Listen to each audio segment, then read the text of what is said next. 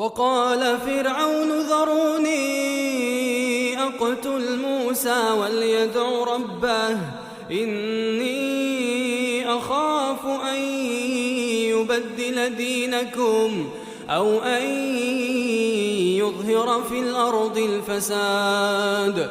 وقال موسى إني عذت بربي وربكم من كل متكبر لا يؤمن بيوم الحساب. وقال رجل مؤمن من آل فرعون يكتم إيمانه